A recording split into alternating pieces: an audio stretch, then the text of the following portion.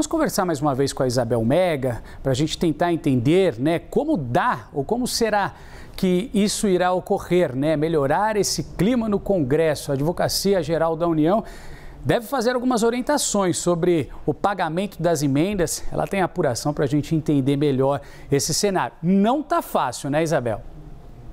Não está nada fácil, o governo está indo por um lado, está indo por outro, tentando trabalhar nesse convencimento com os parlamentares. Aliás, o recurso que foi apresentado via Advocacia Geral da União contra a decisão do ministro Flávio Dino, a decisão final, depois de meses e meses de negociação, foi um baita aceno do Palácio do Planalto, até para tirar ali um pouco do que alguns parlamentares viram como uma espécie de jogada ensaiada de Flávio Dino, que deixou o governo Lula, foi indicado para o Supremo Tribunal Federal com o Palácio do Planalto. Teve gente que viu isso. Agora está difícil deixar esse argumento de pé porque Flávio Dino tomou uma decisão que foi considerada mais rígida do que as regras que foram aprovadas pelos próprios parlamentares como o objeto do acordo todo que foi costurado ao longo dos meses entre os três poderes. Então, a AGU foi lá, cutucou o Supremo devolveu a decisão, não mudando em nada. E agora, o papel da Advocacia Geral da União é tentar explicar, assim como faz com órgãos públicos, Renan,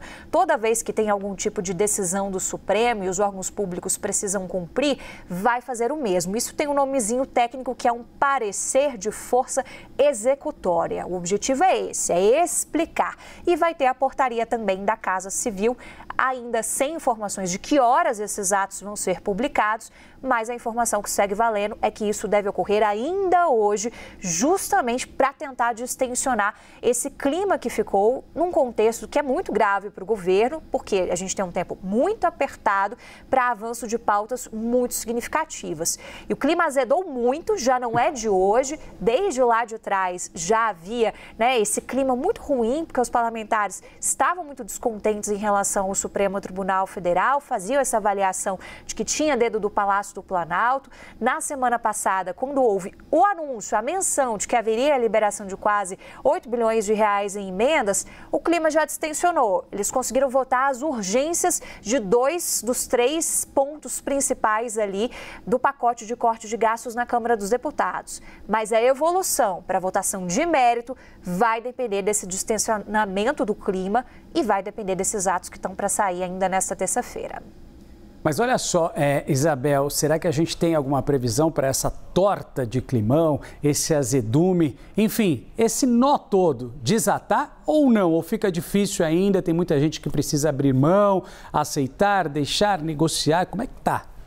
Olha, o ponto mais complexo, Renan, é na Câmara dos Deputados. No Senado a coisa deu uma melhorada, uma azeitada, porque teve reunião no Palácio do Planalto com o presidente Lula ainda, ele ainda estava comandando essas reuniões, ele que quis chamar os presidentes da Câmara e do Senado. Eles terminaram esse encontro com os presidentes da Câmara e do Senado, indo para suas respectivas residências oficiais para conversar com líderes partidários. Os líderes do governo foram para esses encontros, pelo menos do ponto de vista do Senado. Há uma avaliação do senador Randolfo Rodrigues, que saiu já de madrugada dessa reunião lá na residência oficial do Senado com o Rodrigo Pacheco, dizendo que o clima, de fato, melhorou, mas a coisa é mais delicada na Câmara dos Deputados. O descontentamento lá é maior e é lá por onde começa a tramitação desse pacote de corte de gastos.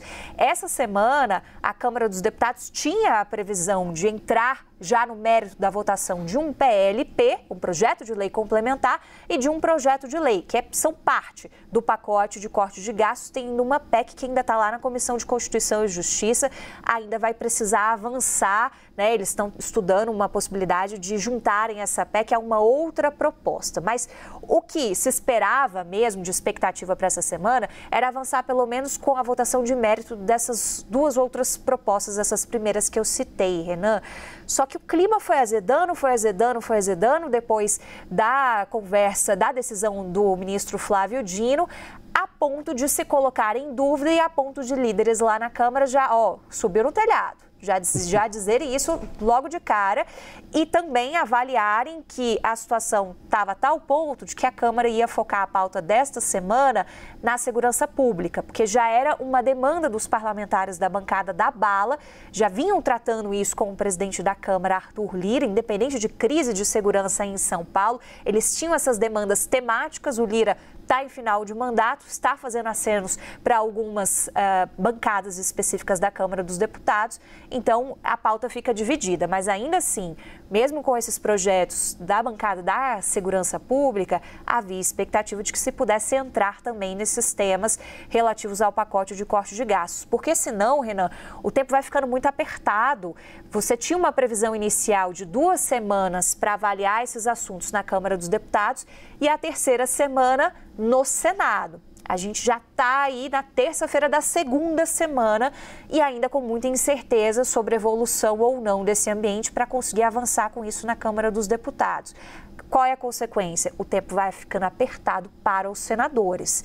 Então, precisa desembolar o meio de campo na Câmara dos Deputados para que eles consigam prosseguir aí com esses planos do governo, que tem relação direta com a preparação do orçamento para o ano que vem. E quando a gente fala de emendas, olha só, a gente está resolvendo o BO deste ano de 2024, ainda vai ter o do ano de 2025. Então, é um pepino de cada vez, mas de fato está representando um baita desafio para a articulação do governo. Boa! Agradeço mais uma vez, Isabel Mega, nos ajudando a entender todo esse cenário e esse bastidor complicado que é a capital federal. Valeu mais uma vez.